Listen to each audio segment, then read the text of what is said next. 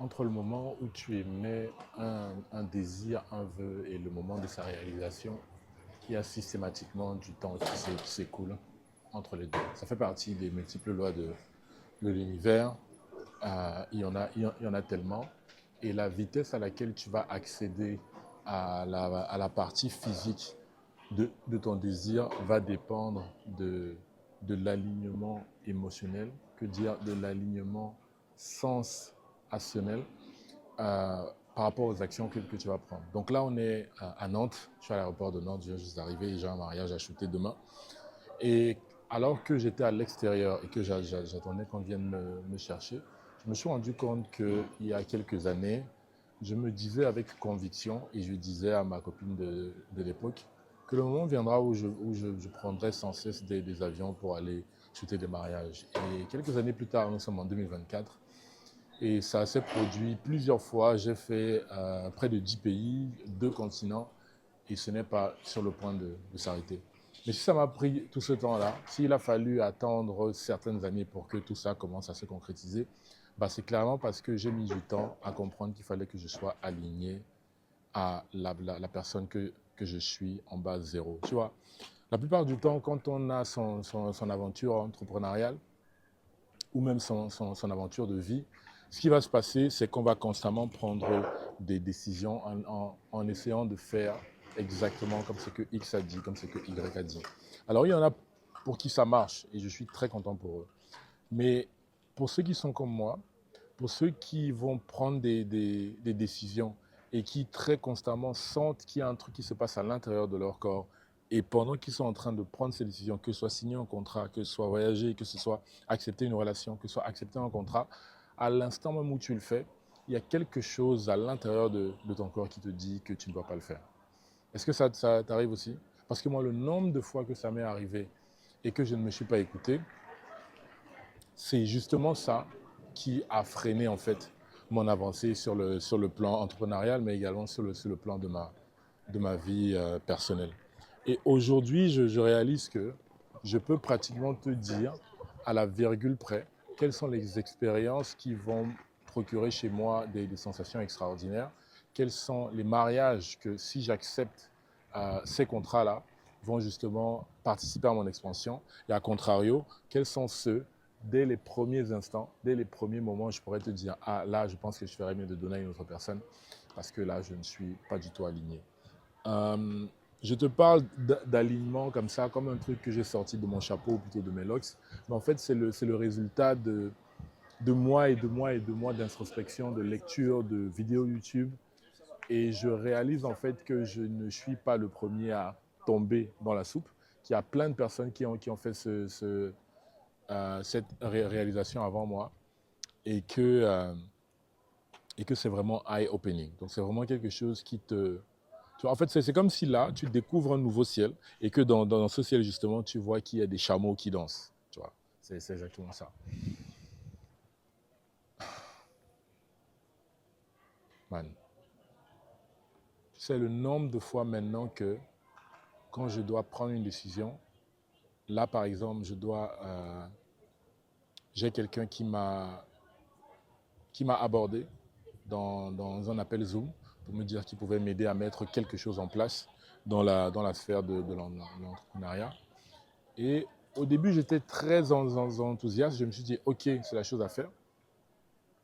Et après que la personne ait commencé à me partager le projet, me dire comment est-ce que ça allait se réaliser et comment est-ce que les revenus nés de cette association, de ce partenariat seraient partagés, mon premier cerveau, donc celui qui a toujours été avec moi, donc celui qui est associé à mon ego, tout de suite, il a commencé à gonfler comme le tapioca. Donc, si tu es camerounais, tu auras la référence. Donc, il a voulu gonfler et dire, oh my God, ça va se passer comme ça, mais non, toi, tu vas perdre, etc., etc.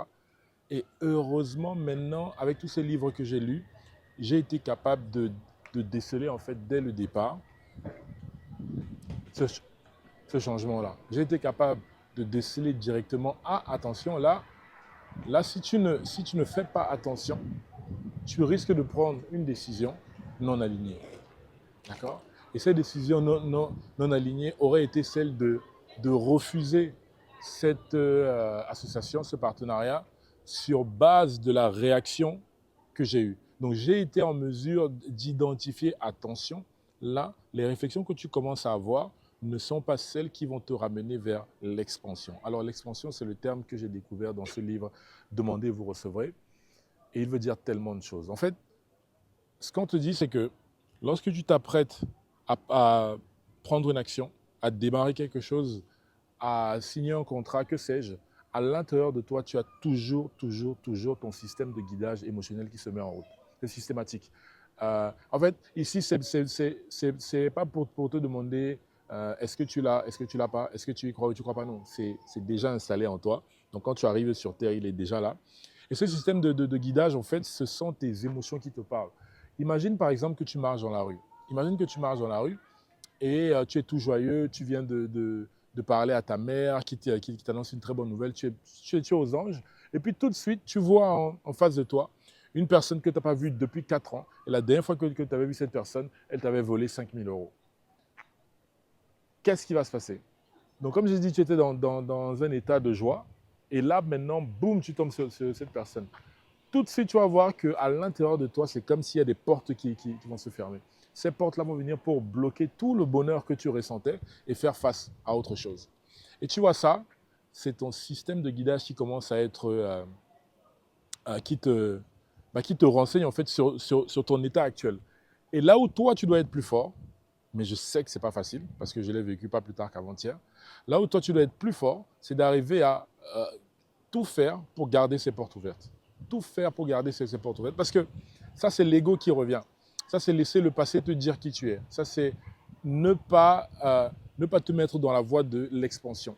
Ce qu'on gagnera à faire dans ces moments-là, c'est peut-être dans un premier temps faire abstraction et tout faire pour rester dans la pensée ultra positive qu'on avait juste avant, de manière à continuer à être le plus longtemps possible dans l'expansion.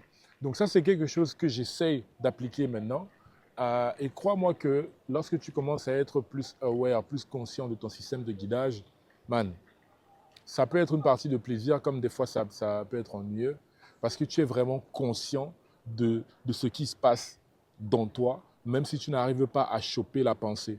Parce qu'en fait, il faut savoir que tu n'es pas systématiquement capable de choper la pensée dominante à l'instant T, là, maintenant, d'accord? Tu peux avoir une pensée première, celle que tu vois, mais c'est peut-être pas cette pensée-là qui génère ton état d'être actuel.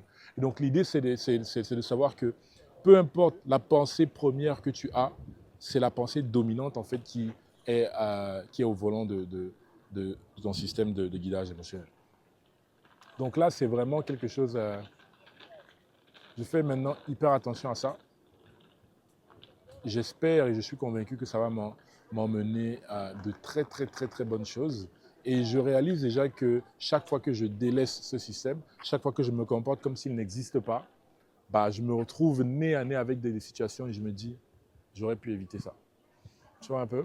Donc c'est ça que je voulais partager avec toi aujourd'hui dans cette courte vidéo. C'est essaye de prendre du temps pour scanner en fait ton système de guidage interne. Essaye de prendre du temps quand tu parles avec tes proches, quand tu te lèves le matin, quand tu vas te coucher le soir. Essaye de te demander dans quel état est ton système de guidage. Et l'idée, c'est de systématiquement tout faire pour que le soir venu, lorsque tu pars te coucher, que tu t'assures que ton système de guidage émotionnel soit au positif au max. Et comment faire ça? Bah, il suffit de se mentir, tout simplement. En fait, il faut se mentir à l'extrême. Surtout quand tu vas te coucher. Parce que là, tu te rapproches de la porte qui sépare le conscient du subconscient. Mais ça, si tu veux que je t'en dise plus, dis-moi dans les commentaires. Je mentionnerai ça dans une autre vidéo. Système de guidage émotionnel. Je me retrouve à Nantes pour jeter un mariage. Je sais que demain va être une journée extraordinaire avec des souvenirs magnifiques parce que la mariée, comme elle me l'a dit et comme je l'ai senti, c'est quelqu'un de solaire. Donc, on va avoir des émotions plein les yeux et c'était écrit, man. OK? Merci d'avoir regardé la vidéo jusqu'à la fin et je te dis à bientôt.